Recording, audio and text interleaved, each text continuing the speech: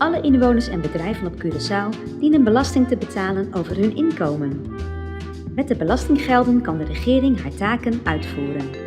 Daarvoor heeft zij de ministeries tot haar beschikking, kortweg genoemd de overheid. De overheid heeft een zeer omvangrijk en gevarieerd takenpakket.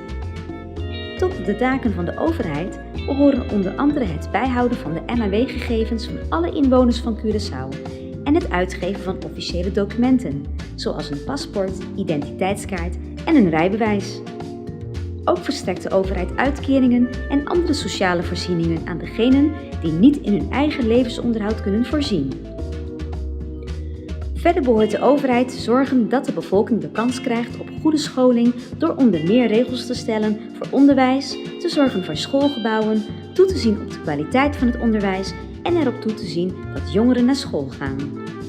Een ander onderdeel van haar takenpakket betreft het maken van bestemmingsplannen.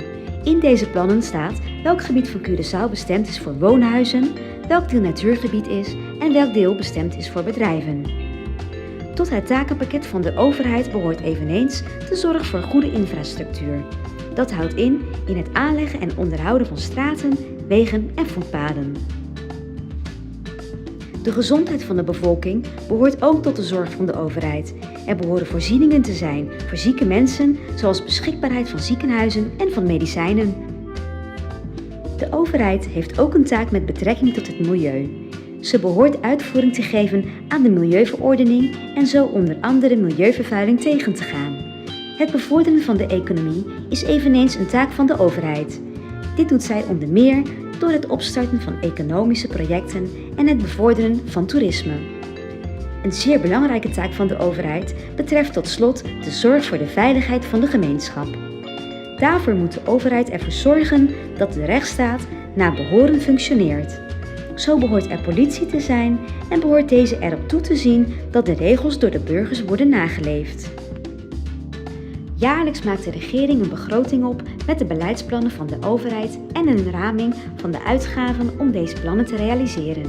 In september van ieder jaar wordt bij de opening van het parlementair jaar in een plechtige vergadering de begroting door de overheid ingediend bij de Staten en leest de gouverneur de regeringsverklaring voor. In de verklaring geeft de regering de voornemens voor het begrotingsjaar weer. De Algemene Rekenkamer onderzoekt of de regering geld uitgeeft en beleid uitvoert zoals het de bedoeling was. Ten eerste wordt gekeken of de regering met haar begroting de Staten voldoende informeert over de plannen. Met de rapportages van de Rekenkamer kan de Staten de plannen van de regering beter beoordelen. Zo is de afgelopen jaren gekeken naar de beschikbaarheid van de beleidsinformatie in het jaarverslag, waarbij de kwaliteit van de begroting ook is beoordeeld. Verder brengt de Algemene Rekenkamer elk jaar verslag uit over de jaarrekening van de overheid over het voorgaande jaar. Hierin geeft de Algemene Rekenkamer de uitkomsten van haar onderzoek weer. Kloppen de verantwoorde inkomsten en uitgaven van de overheid en zijn zij in overeenstemming met de comptabiliteitsverordening en de begrotingsverordening. Op basis van het verslag van de Algemene Rekenkamer kan de Staten beoordelen of de overheid de gelden goed heeft besteed. De Algemene Rekenkamer gaat ook na of de overheid het beleid op efficiënte wijze uitvoert en of de beleidsplannen gerealiseerd worden.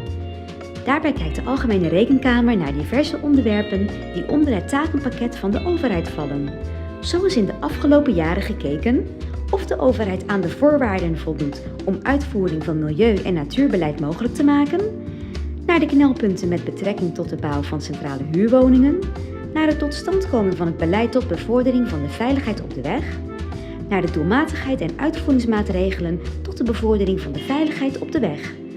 Of de overheid de regels voorgeschreven in diverse landsverordeningen en landsbesluiten naleeft, naar de betrouwbaarheid van de beleidsinformatie in het jaarverslag, naar de rechtmatigheid en doelmatigheid van de uitgifte van erfpachtgronden, naar het beheer en exploitatie van parkeerplaatsen en terreinen, of de tewerkstellingsvergunningen in overeenstemming met de wet en regelgeving zijn verstrekt.